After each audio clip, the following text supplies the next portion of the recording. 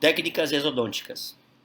Esta aula tem como objetivo mostrar para vocês as principais etapas e os seus princípios nas técnicas exodônticas com alavancas e com fórceps.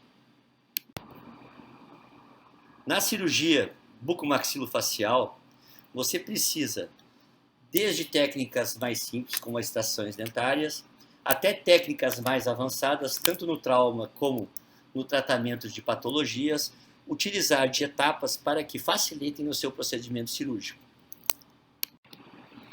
Nós temos 10 etapas básicas. Essas etapas se iniciam pelo exame clínico radiográfico, preparo do paciente, anestesia, sindesmotomia com ou sem incisão, hemostasia com ou sem afastamento do retalho mucoperostal, osteotomia com ou sem odontosecção, luxação e avulsão da peça dentária, preparo do alvéolo pós-odontias, suturas e recomendações pós-operatórias. O exame clínico se divide em anamnese e exame físico. O exame radiográfico é um exame complementar. Com eles, nós podemos fazer o planejamento cirúrgico, na qual podemos fazer a escolha da técnica exodôntica, utilizando fórceps ou alavancas, o ambiente em que vai ocorrer, se é um ambiente hospitalar ou ambulatorial, e a necessidade de condutas especiais, tanto no pré, trans e pós-operatório, o uso de medicamentos, entre outros.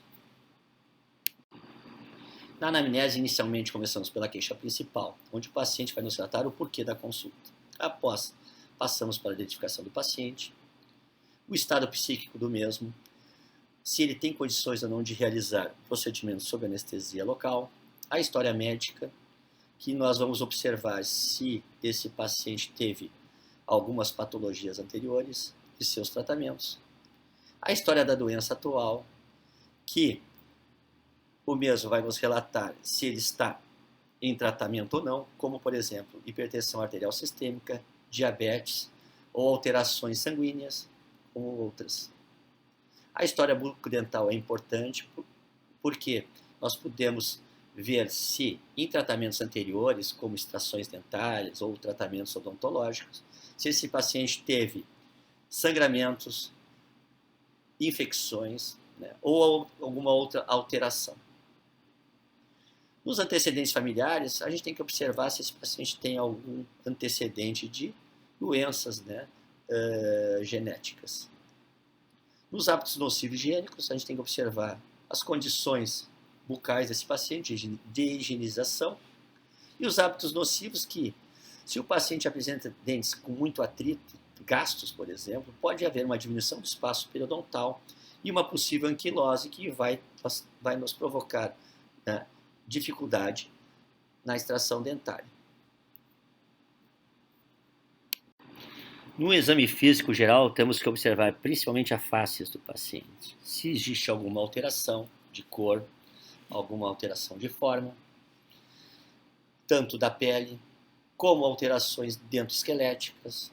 Podemos observar também alterações na fala, na deglutição, na alimentação, né, entre outras.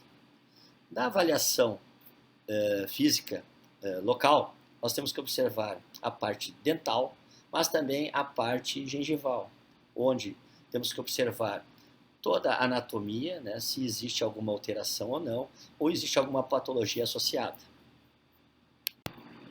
No exame radiográfico, podemos solicitar várias incidências. As principais são a panorâmica, que dá uma visão geral, tanto dentária como óssea, e a incidência periapical, que nos dá uma avaliação mais precisa. Podemos também utilizar radiografias oclusais, tanto totais como parciais, entre outras. A tomografia computadorizada é um exame muito utilizado na medicina. Ela nos dá uma visão precisa, em 3 cortes, ou até numa reconstrução tridimensional, da patologia que nós estamos procurando, como nesse caso de um osteoma, que se observa num corte coronal, né, a invasão ou o crescimento que invade a articulação temporomandibular, chegando próximo à base do crânio. Podemos associar a tomografia, neste caso uma angiotomografia, que nos mostra a relação dos vasos sanguíneos, nesse caso, a carótida e seus ramos, o externo e o interno, a sua relação junto à lesão que vai ser removida. Isso nos facilitará o planejamento cirúrgico, com que fará que evitamos algum incidente vascular. Através da tomografia computadorizada e da angiografia, podemos fabricar um biomodelo. Esse biomodelo é fabricado através da sintetização seletiva. Assim, podemos fazer o planejamento da remoção dessa lesão, evitando acidentes e complicações. A tomografia de feixe cônico, a ConiBeam, é muito indicada na odontologia. Nela podemos observar as retenções dentárias, como também fazer o planejamento na colocação de implantes ósseo-integrados. No preparo do paciente, temos que observar se o mesmo apresenta condições psicológicas de realizar o procedimento cirúrgico sob anestesia local em nível ambulatorial. Nas medidas gerais, devemos observar se esse paciente apresenta alguma doença de base, como diabetes, a hipertensão arterial sistêmica, entre outras. Medidas locais são importantes, no qual vamos avaliar se existe alguma patologia ou alguma infecção bucal desse paciente que contraindique temporariamente o procedimento cirúrgico. A posição do operador paciente e dedos da mão oposta vão ser observados durante os procedimentos cirúrgicos no ambulatório cirúrgico. O isolamento do campo operatório nada mais é do que técnicas de antisepsia e asepsia para evitar que haja contaminação do campo cirúrgico. O preparo do paciente, do cirurgião e do auxiliar é importante para que haja uma proteção dos mesmos. Anestesia. A anestesia pode ser geral ou local. Ela depende muito da extensão do procedimento.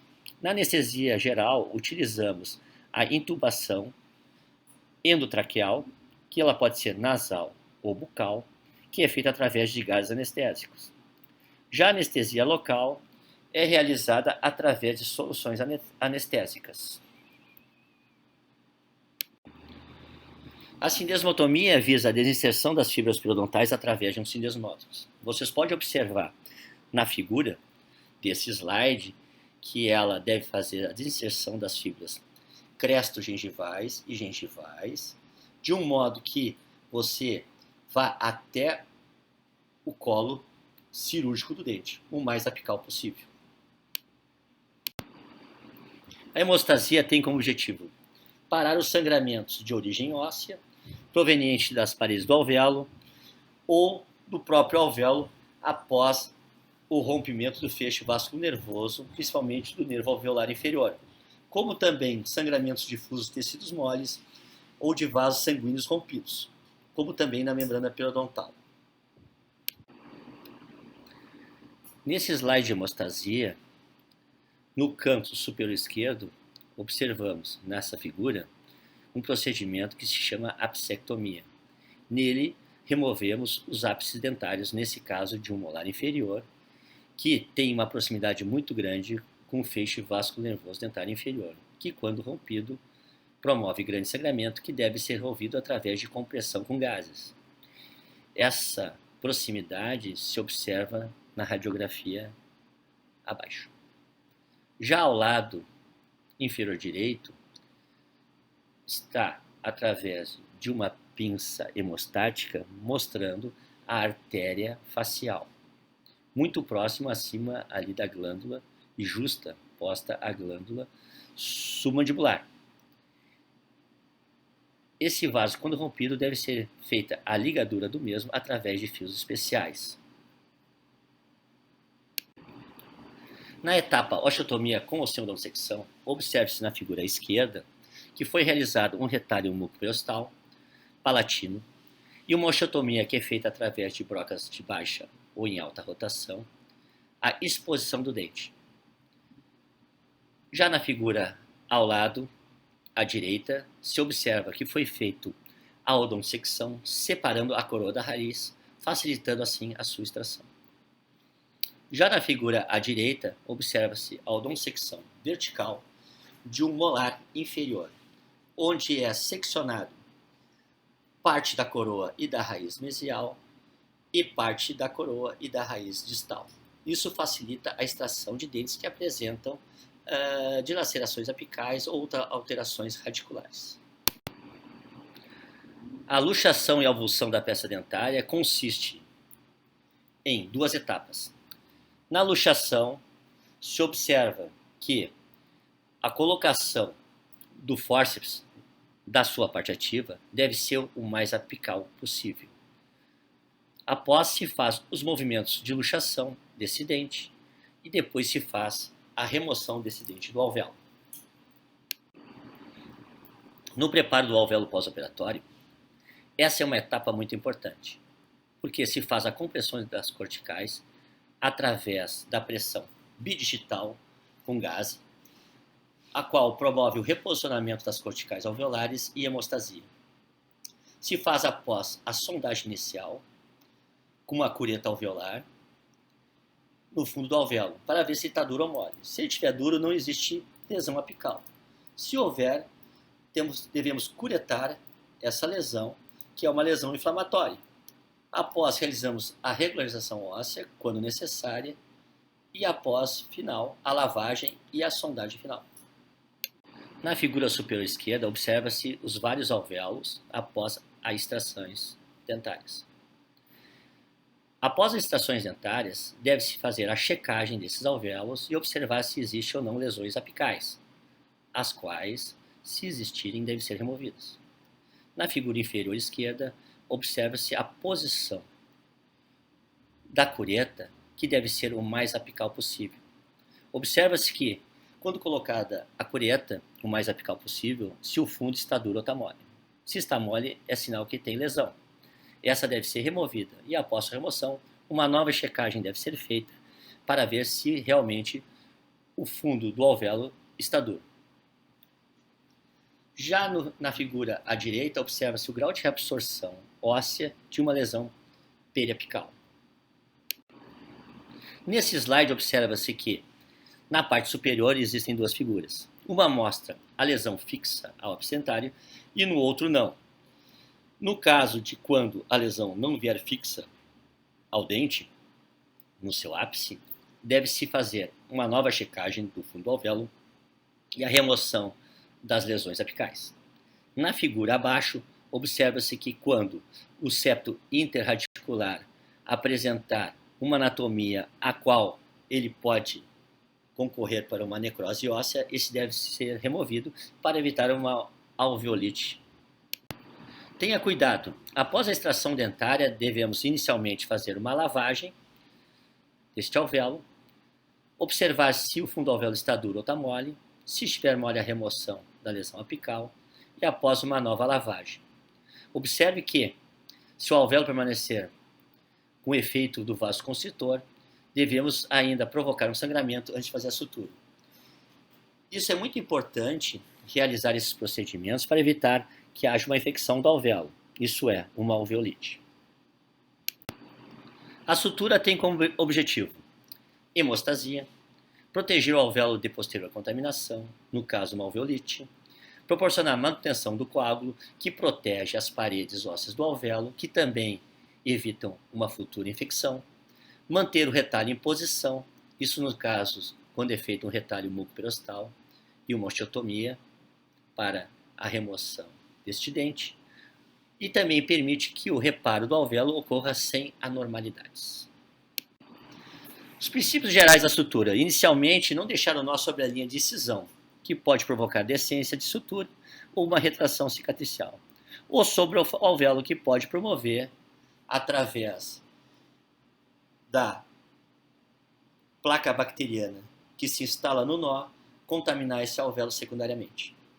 Não deixar tecido exposto nunca. Isso também pode provocar, além de dor, infecções. A sutura de retalho deve ser iniciada da parte móvel fixa. Isso é uma técnica de sutura que vocês vão estudar e realizar através da parte prática do curso. Deve-se tomar a mesma quantidade de tecido às duas bordas do tecido, isso é, quando se faz a sutura, né, e faz muito próximo às bordas, vamos dizer assim, da ferida, isso pode promover isquemias na região e concorrer, além de uma descida de sutura, concorrer por uma necrose de bordos da ferida cirúrgica. Nesse slide, observe-se na figura superior à esquerda, após a extração simples, observa-se que o nó desse ponto é colocado mais vestibularmente, não sobre o alvéolo, para evitar o acúmulo de placa bacteriana e alguma infecção secundária, no caso uma alveolite. Na figura central, observa-se um retalho mucoperostal e já foi feita a extração dentária. E na figura inferior à direita, as suturas com pontos isolados desse retalho. Na remoção ou retirada de pontos, vocês podem observar que com uma pinça se faz o pinçamento e tracionamento do nó e o corte através de uma tesoura de uma parte lateral da alça do nó. O livro recomendado pelas disciplinas de cirurgia é o livro de cirurgia oral e maxilofacial contemporânea. Neste livro, você deve estudar a parte 1 e 2 dos princípios de cirurgia e princípios da exodontia.